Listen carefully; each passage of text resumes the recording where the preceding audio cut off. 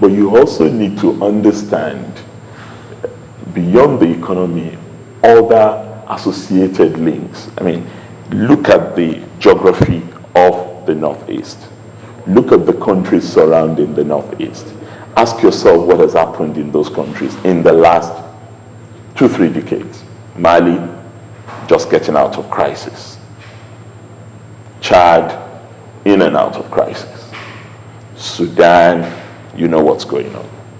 Central African Republic, it's a problem. Cameroon, long-term dictatorship with seething rage. Libya, above Chad, you also know what the crisis is. So this is a sub-region that is awash with small arms and light weapons, and largely ungovernable and ungoverned territories. And then you have Nigeria with 1,000 entry points that are not manned effectively by our own security agencies. So that's the external dimension that Al-Qaeda, Al-Hakim, Al-Shabaab are all involved in linking up with the local elements that we know as Boko Haram.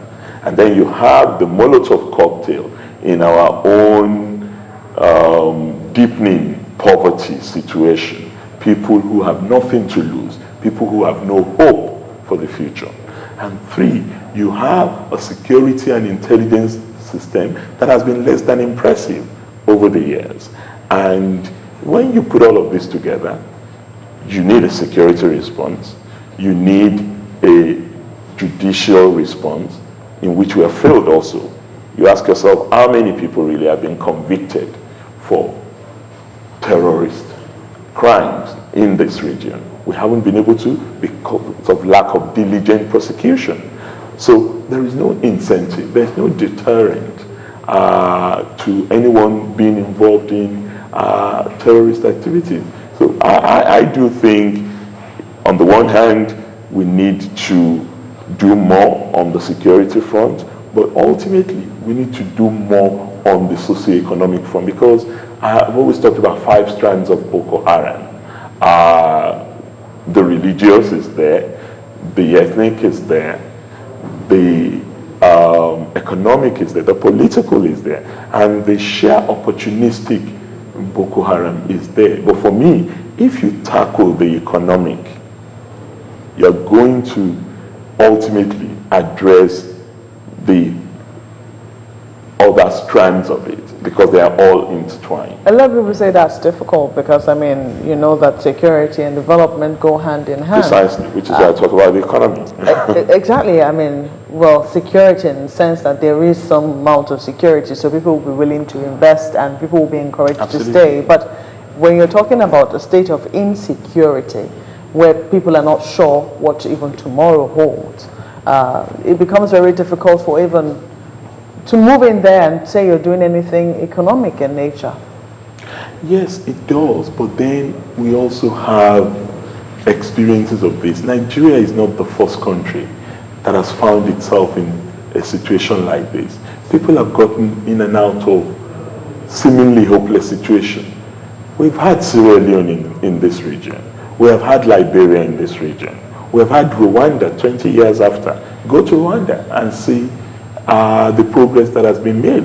That's not to suggest that there aren't challenges, but you can notice the progress. If there is single-minded focus by those saddled with the responsibility, I believe we can tackle it, because poverty is violence.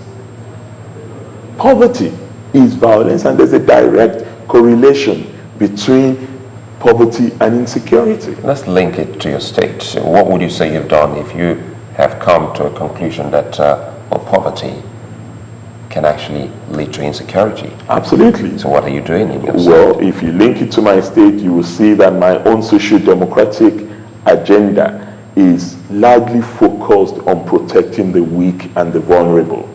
When you look at my 8-point agenda, which is popularly known in my state, you will see my focus on the elderly who are hard done by and are helpless. Nobody is supporting them in old age. That's why we pay the first social security benefit in the entire country, the 5,000 naira that we pay to every single elderly person who is not retired from any mainstream employment or has no family to look after. Is there a special? But also state governments too also does that. That Bayelsa followed us. That's why I said the first country state that started it. Bayelsa does it now. Anambra does it. Osun does it. Is that taken from your security vote? I don't have a security vote in Ekiti. So that's why I find it interesting when you focus on this security vote business. The funds that I have in Ekiti is very limited. It's 3 billion naira every month. And when you look at what we do on free education, on free health care, on social security benefit, on youth employment scheme, on agriculture, and a whole range of things, then you can understand why we're probably the safest place to live in Nigeria, because we're the most peaceful state.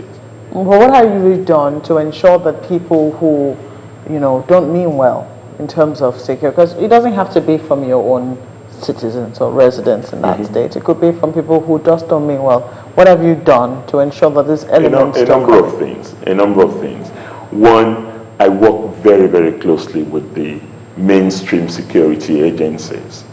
In addition to doing and supporting them in all manner of ways. That's not unique to my state. Every governor does that. But in addition to that, we have a range of institutions, traditional institutions, that also help the mainstream security agencies. We have what we call the Peace Corps in Ekiti.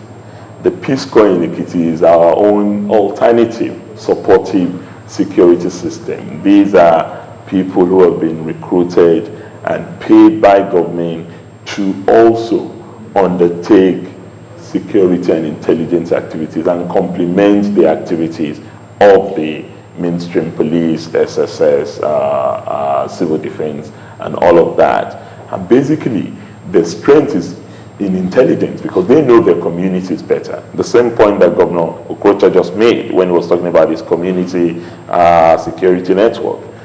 And there's no way you can have a safe environment without having the knowledge of the environment and also knowing who to respond to when there are immediate challenges. And I also think our people are very accommodating, but also very watchful of the environment. The question will also be, how come then a state that is largely peaceful in times of election doesn't seem to exhibit that kind of peace? Well, because election is about power, and for those who don't have anything to showcase to the people, they have to resort to alternative means of gaining attention from the public, and violence often is what they resort to. But we must weigh in on that and ensure that violence and irresponsible behavior is significantly reduced in election times. Because you're right, tension rises during elections. Yeah, but Ekiti has been known for you won your elections in the court. It's not been known for very straightforward elections. I won my election normally, but I had to retrieve it in the court. Well, you definitely understand what I'm trying to say. I mean, it's not as straightforward as it should be. What are you doing this time around? Is there anything you think that a political leader can do to ensure that that violent element of it is eliminated? Absolutely. As the Chief Security Officer of the state, the very first thing I did as this campaign rolled in was to make a statewide broadcast. I've had a series of meetings with traditional rulers, with all the critical stakeholders, with the mainstream security agencies to focus on the development, if possible, of a code of conduct and code of ethics to be signed up to by all the candidates in the election. And I have also, on my part, restrained my people from getting involved in violent activities. You don't often succeed, but the leadership behavior certainly influences what others do. Okay, so tell us about what kinds of issues will pop up when you talk transitioning out of office at the forum today. What kinds of issues will pop up? I've always talked about withdrawal symptoms of people who have been in power in Nigeria.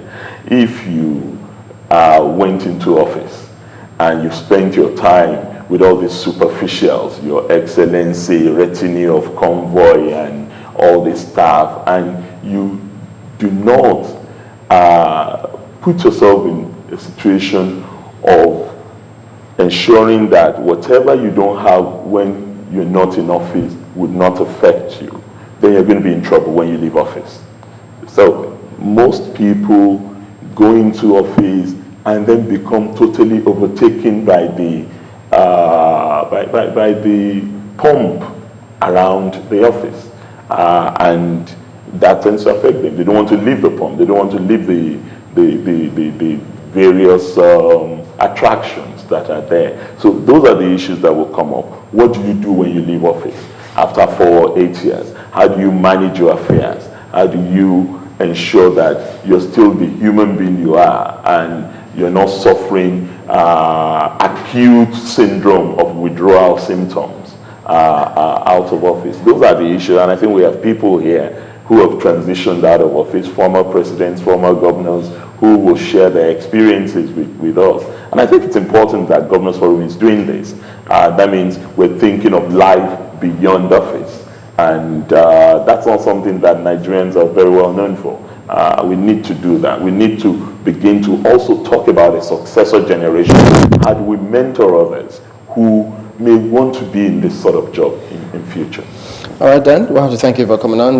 Governor Dr. Fayemi, Governor of Ekiti State. He's participating today at the Governors Forum retreat. Thank you for coming on this morning. Chimlin, Malpwe, and Suleiman, thank you for having me. All right, then. We'll be back after this. Don't go away.